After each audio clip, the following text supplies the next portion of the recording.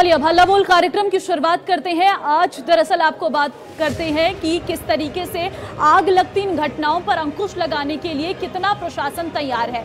आपको बता दें कि दिल्ली के मुंडका में जिस तरीके से आग का तांडव देखने को मिला, जहां पर 27 जिंदगियां पूरी तरीके से लील हो गई। 4 मंजिला इमारत में आग लगी थी। इस हादसे के बाद इंडिया न्यूज की टीम ने रेवाड़ी शहर का सर्वे किया तो बहुत ही भयावह तस्वीर नजारा देखने को मिला। जिले में सर्कुलर रोड स्थित विभिन्न सक्रिय बाजारों में कई बहुमंजिला व्यावसायिक इमारतों में फायर सेफ्टी अधिनियम की धज्जियां उड़ती नजर आई। इसके साथ ही सर्कुलर रोड स्थित निजी अस्पतालों का भी जायजा लिया तो बड़ी अनियमितताएं देखने को मिली, जो भविष्य में कभी भी अस्पतालों में भर्ती मरीज और वहां के स्टाफ की जान को जोखिम में डाल सकती है। यहाँ अधिकांश अस्पतालों के मुख्य दरवाजे बहुत ही संकरे मिले और कई अस्पतालों में फायर सेफ्टी सिस्टम नजर ही नहीं आया। कुछ अस्पतालों में तो आग बुझाने वाले गैस सिलेंडर कई साल पूर्व लगाए गए, उनकी नियम अनुसार जांच तक नहीं की गई। आखिर जिला नगर परिषद प्रशासन ऐसे व्यवसायिक भवनों पर कार्रवाई कर अपने कर्तव्य का पालन क्यों नहीं करता है? क्या कोई बड़ा हादसा होने के बाद ही हरकत में आएगा प्रशासन? इस अग्निकांड से रेवाड़ी प्रशासन को भी सबक लेना चाहिए ताकि भविष्य में लोगों की जिंदगियों के साथ खिलवाड़ ना हो सके। हमारे पास टोटल यहाँ पर 11 फायर टेंडर्स हैं प्लस 3 मोटर बाइक्स हैं संकरी गलियों के लिए, और 4 जगह हमारे स्टेशंस हैं पूरे रेवाड़ी डिस्ट्रिक्ट में, बावल, कोसली, रेवाड़ी और धारूहेड़ा, और जिन पर हमारे फायर कर्मी तैनात हैं और हमेशा 24/7 तैनात रहते हैं। देखिए, जहाँ तक ऑडिट की बात है, रेवाड़ी डिस्ट्रिक्ट में जितने भी हॉस्पिटल्स हैं, सर्विस सेंटर्स हैं, इनका सबका ऑडिट किया गया था और इनको इस तरीके से नोटिस भी दिए गए थे कि जल्दी से जल्दी अपना फायर सिस्टम दुरुस्त कराएं। और रही बात आग लगी थी मुंडका में, तो इस चीज़ के 2 पहलू हैं, एनओसी होना और एनओसी होने के बाद अपना सिस्टम दुरुस्त रखना, ये 2 चीज़ें हैं। सिर्फ एनओसी होने से ये ज़रूरी नहीं है कि आपकी बिल्डिंग सेफ़ हो गई है। टाइम टू टाइम बंदों को ट्रेन करना, सिस्टम को चलाना, उसको दुरुस्त रखना, ये 2 चीज़ें हैं। अगर वो दुरुस्त नहीं होते हैं तो बेशक आप कितना भी सिस्टम लगा लीजिए, उससे कोई फ़र्क नहीं पड़ेगा। हाँ, अगर वो ट्रेंड है वहाँ पे, अगर सिस्टम आपका चालू है तो हाँ, वो इनिशियल स्टेजेस पे जो फायर लगेगी उसको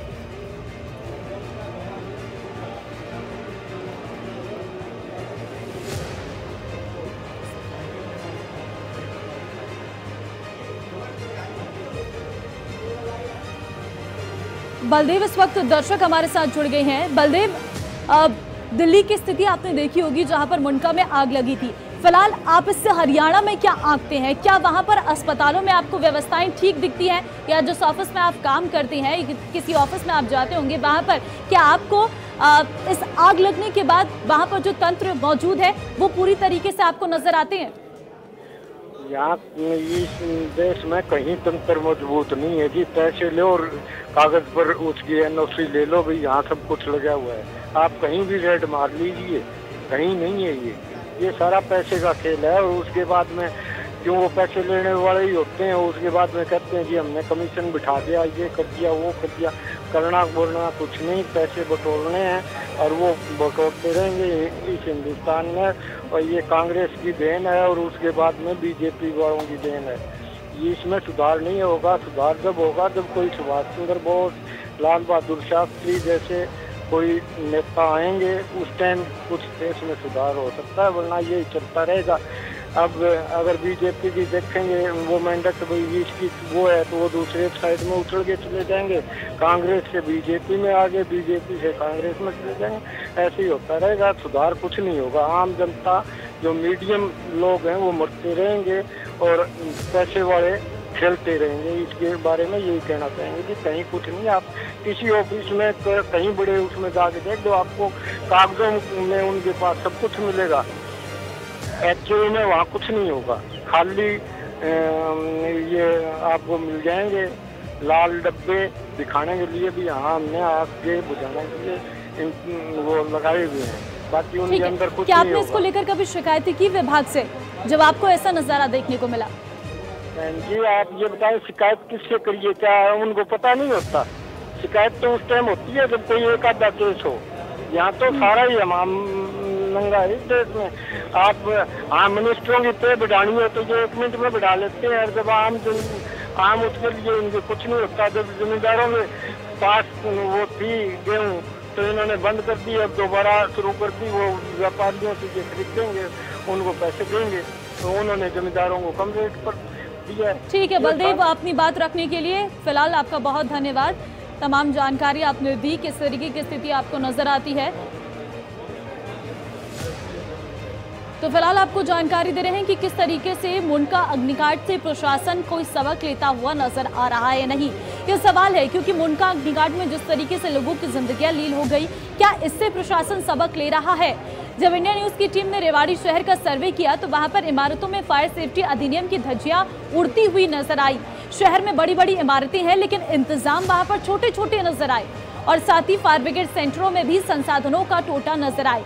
ऐसे में सवाल उठता है कि जब आग लग जाएगी तो किस तरीके से उस आग पर काबू किया जाएगा, क्योंकि छोटे छोटे शहर हैं और छोटी छोटी बिल्डिंग्स बनी हुई हैं, और इन बिल्डिंग्स में जो अग्नि से बचाव के इंतजाम होते हैं वो कहीं पर भी नजर नहीं आते हैं। तो ऐसे में फायर सेफ्टी अधिनियम के तहत किस तरीके से कार्य किया जाता है, जब एनओसी दी जाती है किसी बिल्डिंग की तो किन मानकों को ध्यान में रखा जाता है, ये अपने आप में सवाल उठते हैं। क्योंकि ऐसे बहुत सारी स्थितियां हैं, अगर किसी अस्पताल में खुदा न खास्ता आग लग जाए तो वहां पर सेफ्टी के क्या इंतजाम है, ये अपने आप में बहुत सारे सवाल उठता है। और खासकर इसमें लोगों को भी जागरूक होना होगा। अगर वो किसी कंपनी में काम करते हैं और वहां पर उन्हें नजर नहीं आता है कि कोई सेफ्टी के इंतजाम नहीं है, तो उन्हें तुरंत प्रशासन से या फिर जिस कंपनी में वो काम कर रहे हैं उसके मालिक से जरूर इस बारे में चर्चा करनी चाहिए। क्योंकि एक छोटी सी लापरवाही कई लोगों की जिंदगियां ले सकती है। कुछ ऐसा ही दिल्ली के मुंडका में भी देखने को मिला। 3 मंजिला वो इमारत थी, लेकिन उन 3 मंजिला इमारत में कोई भी ऐसे इंतजाम नहीं थे कि अगर तेज आग लगती तो उस पर काबू पाया जा सकता है। यही हादसा कहीं आपके साथ ना हो जाए, इससे पहले सतर्कता बहुत जरूरी है। और प्रशासन से भी लगातार गुहार लगाई जा रही है कि जहां पर इंतजाम नहीं है उन इंतजामों को दुरुस्त किया जाए। क्योंकि अगर छोटी सी भी आग लगती है तो उसे विकराल रूप लेने में समय नहीं लगेगा अगर वहां पर इंतजाम ही नहीं होंगे। तो फिलहाल फैक्ट्री में आग लगने की घटनाएं आमतौर पर गर्मियों के मौसम में बढ़ जाती है, क्योंकि लगातार एसी फैंस चल रही है और इनकी सर्विसिंग नहीं की जाती है, जिस वजह से शॉर्ट सर्किट होता है। शॉर्ट सर्किट से आग बहुत तेजी के साथ फैलती हुई नजर आती है।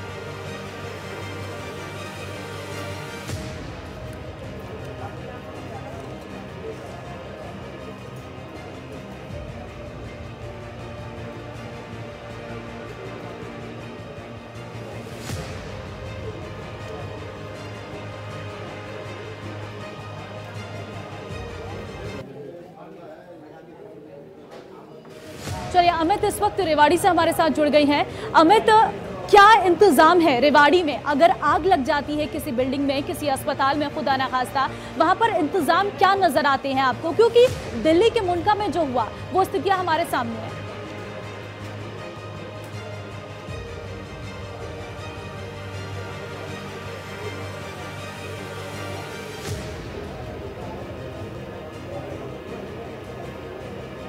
अमित, मेरी आवाज मिल रही है आपको?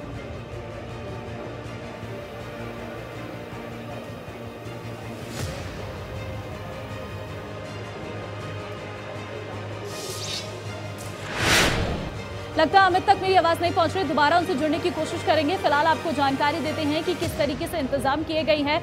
और शहर में बड़ी बड़ी इमारतें हैं लेकिन वहां पर इंतजाम अगर हम देखें तो बहुत छोटी नजर आती हैं। आप कॉल करके नंबर्स पर जानकारी दे सकते हैं कि आपको आसपास के क्षेत्रों में क्या नजर आता है, कि क्या जब कभी आग लग जाएगी तो उससे हैंडल करने के लिए इंतजाम आपको क्या नजर आते हैं। मुंडका अग्निकांड से क्या सबक प्रशासन ने लिया है, कैसे रुकेंगी आगजनी की घटनाएं, ये सबसे बड़े सवाल हैं। क्योंकि इस आग ने अब तक कई जिंदगियों को ले लिया है। दिल्ली में जिस तरीके से अग्निकांड की तस्वीरें सामने आती हैं वो साफ तौर पर बताती हैं कि प्रशासन के इंतजाम क्या थे।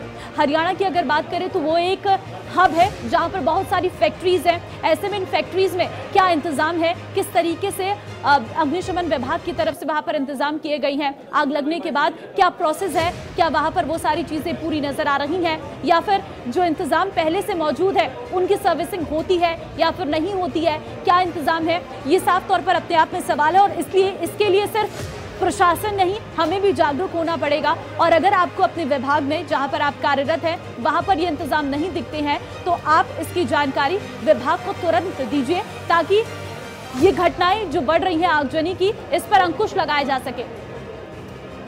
अमित, एक बार हमारे संवाददाता फिर रेवाड़ी से हमारे साथ जुड़ गई हैं। अमित, आपको मेरी आवाज मिल रही है?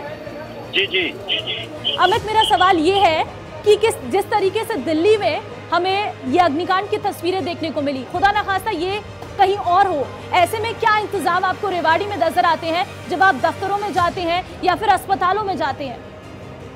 जी, रेवाड़ी की बात करें तो हालत बेहद ही खराब है। मुंडका हादसा जो था पूरे देश के लिए सबक है, इसमें रेवाड़ी भी शामिल है।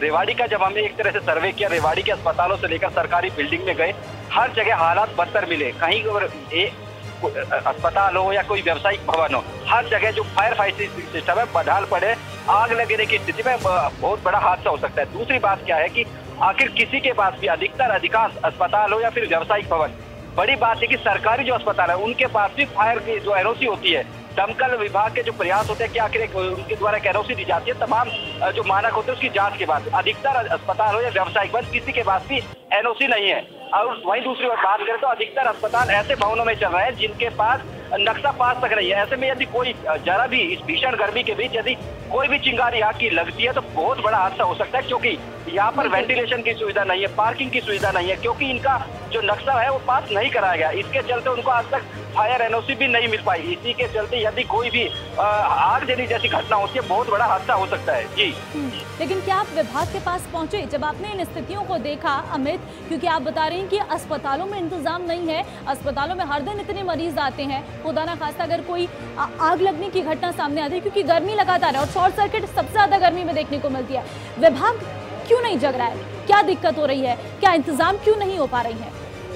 जी, आपको बता दें, जैसे ही मुंडका में हादसा, हमने भी प्रयास किए कि आखिर जो जमीनी हालात है क्या और उनके लिए जो दमकल विभाग है उसकी ओर से क्या प्रयास किए जा रहे हैं। आज हम यहाँ पर जो फायर दमकल विभाग है उनके अधिकारियों से बात की। अधिकारियों से जब ऑफ द रिकॉर्ड बात की गई तो कहीं ना कहीं वह राम भरोसे चल रहे हैं, क्योंकि उन्होंने बीते दिनों की बात करें तो 56 अस्पताल जो थे उनको नोटिस जारी किए गए थे, लेकिन किसी के पास भी एनओसी नहीं थी, एक इक्का दुक्का अस्पतालों को छोड़ के। तो जब हमने बात की कि आखिर कार्रवाई की गई, क्या की गई, तो उनके पास कोई जवाब नहीं था। बस एक रटा ऐसा जवाब दिया गया कि क्या नोटिस दिए जा रहे हैं और कार्रवाई की जाएगी। ऐसे में सवाल है कि कहीं ना कहीं दमकल विभाग लापरवाह बना हुआ है और शहर में बड़ा हादसा हो सकता है। बस महज एक्चुअली दमकल विभाग की बात करते हो, स्टाफ की कमी से लेकर संसाधन भी कम है, लेकिन जिस तरह से लापरवाही की जा रही कहीं ना कहीं किसी दबाव में, क्योंकि एक रेगुलर एक इशू होता है कि हर साल फायर एनओसी को रिन्यू करना होता है। रिन्यू करना तो दूर की बात है, एनओसी जारी ही नहीं की गई।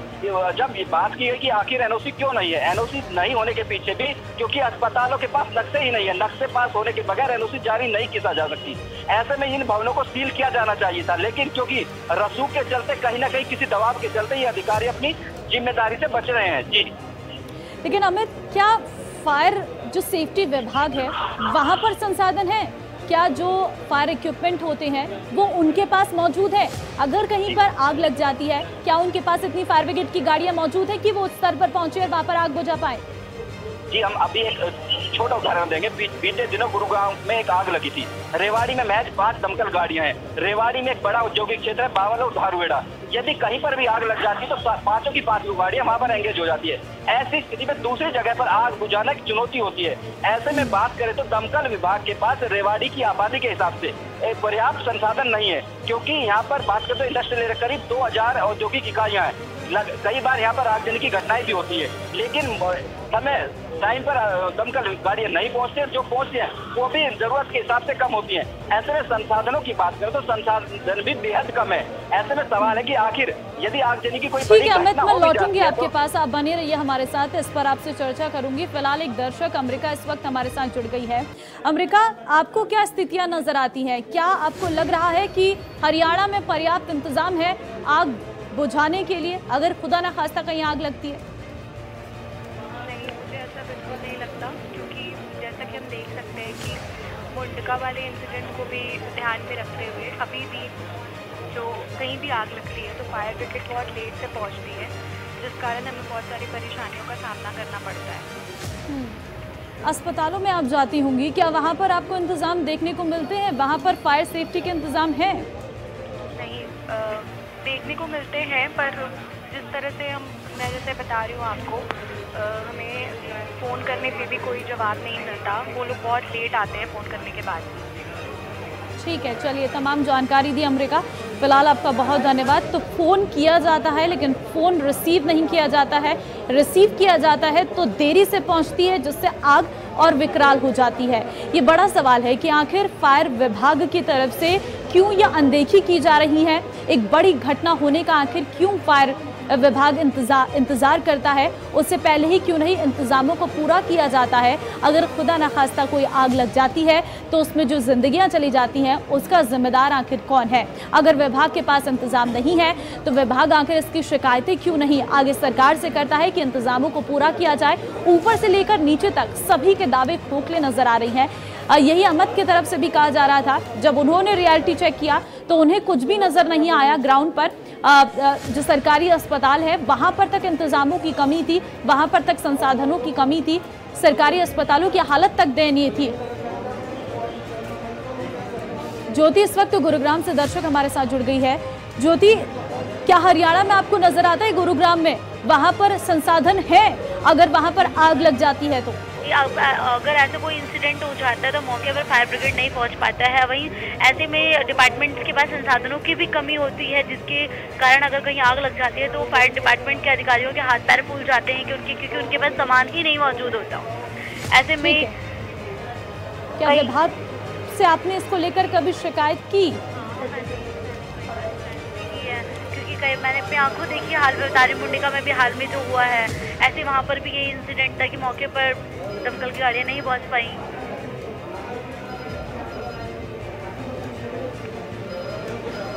ठीक है ज्योति, जुड़ने के लिए, जानकारी देने के लिए फिलहाल आपका बहुत धन्यवाद। विनोद रेवाड़ी से इस वक्त दर्शक हमारे साथ जुड़ गए हैं। विनोद, रेवाड़ी में क्या फायर सेफ्टी के इंतजाम है, अस्पतालों में हो या फिर दफ्तरों में हो?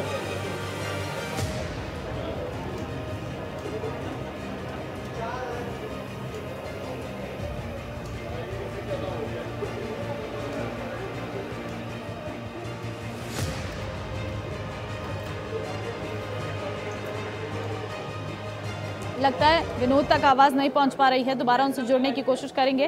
विनोद, आप दोबारा से कॉल कर सकते हैं। तो फिलहाल पश्चिमी दिल्ली के मुंडका में जो हुआ उसने 27 लोगों की ज़िंदगी को ले लिया। सिर्फ दिल्ली में ये कोई पहली घटना नहीं है, इससे पहले भी तमाम घटनाएं लगातार चलते रहती हैं।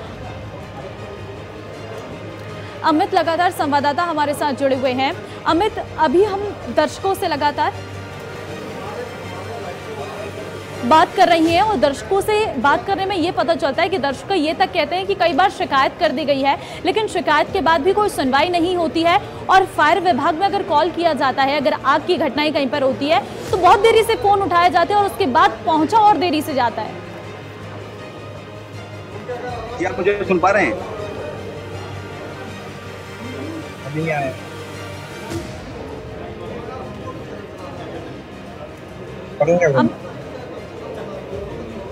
अमित, मेरी आवाज मिल रही है?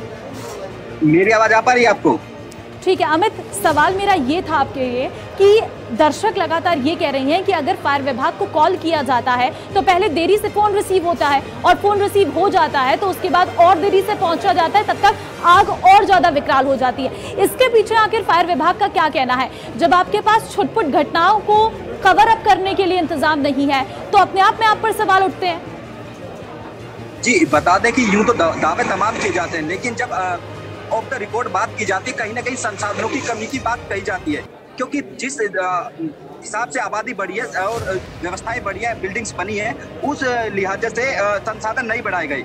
अकेले रेवाड़ी की मैं बात करूं तो 10 लाख से अधिक की आबादी है, उसके लिए महज 5 दमकल गाड़ियां हैं, जबकि जरूरत कम से कम 12 से 15 दमकल गाड़ियों की है। ऐसे में कैसे उम्मीद की जा सकती है कि रेस्पॉन्स ठीक रहेगा? दावे तमाम किए जाते हैं कि महज 1 मिनट के बाद गाड़ी को रवाना कर दिया जाता है, लेकिन कई बार ऐसा होता है कि स्थितियां बहुत दयनीय है और इस पर नजर रखने की बहुत जरूरत है। फिलहाल धन्यवाद, आपने समय दिया अपना और जानकारी देने के लिए। फिलहाल एक दर्शक यमुनानगर से विनोद हमारे साथ जुड़ गई हैं। विनोद, यमुनानगर में क्या स्थितियां है? क्या वहां के अस्पतालों में फायर सेफ्टी के इंतजाम है?